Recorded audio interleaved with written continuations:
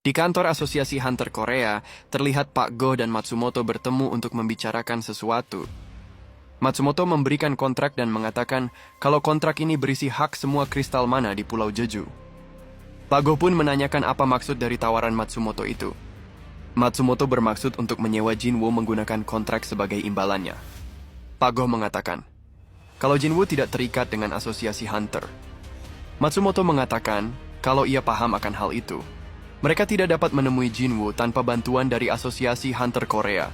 Ia hanya ingin kesempatan agar bisa bernegosiasi dengan Jinwoo.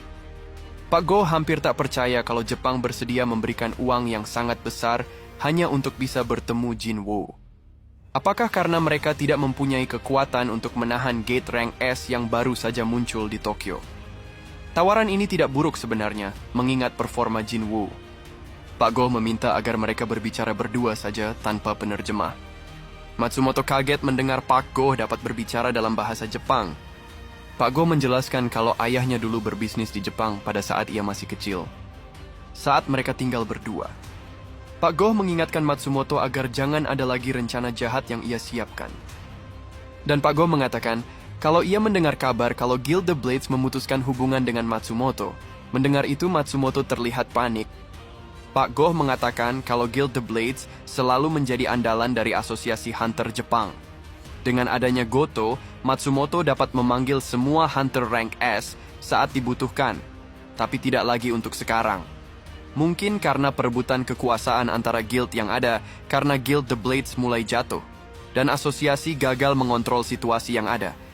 Bila terjadi kegagalan dalam gate itu, Matsumoto harus bertanggung jawab. Sambil mengeluarkan sesuatu, Pak Go berkata, meskipun Matsumoto mempunyai niat yang jahat, Goto adalah hunter yang mewakili Jepang. Kematiannya mengakibatkan kehancuran bagi Guild the Blades. Persaingan antar guild yang semakin kacau, dan semua pengorbanan karena rencana jahat Matsumoto akan ditanggung oleh Matsumoto seorang.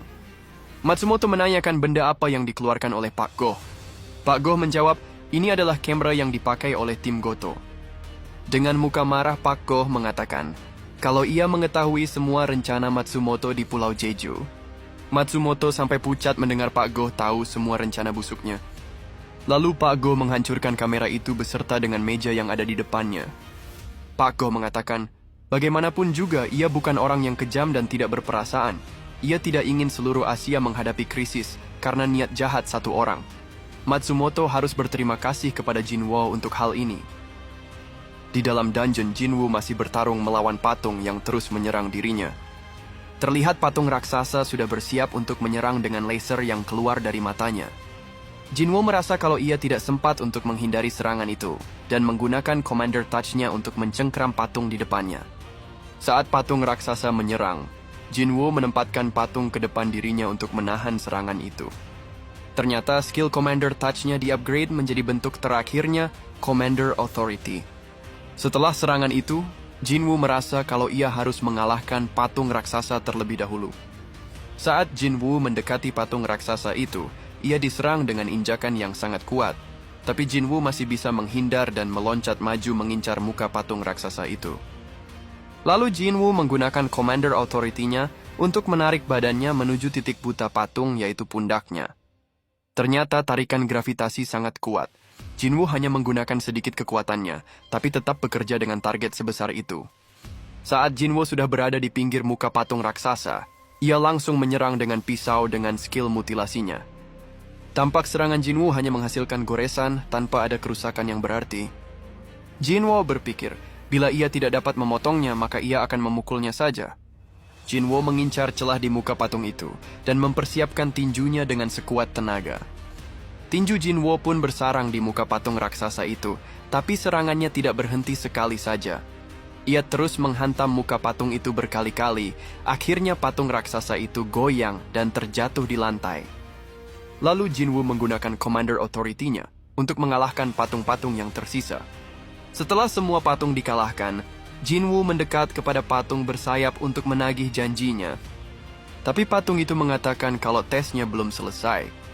Tiba-tiba muncul misi baru, dan patung itu berkata, ia adalah tes terakhirnya. Jinwoo diharuskan mengalahkan patung itu dalam 10 menit, dan bila gagal, ia akan langsung mati. Jinwo kembali menanyakan apa identitas dari patung itu. Akhirnya patung itu bersedia memberikan Jinwo jawaban siapa dirinya. Patung itu mengatakan kalau ia adalah sang arsitek sistem.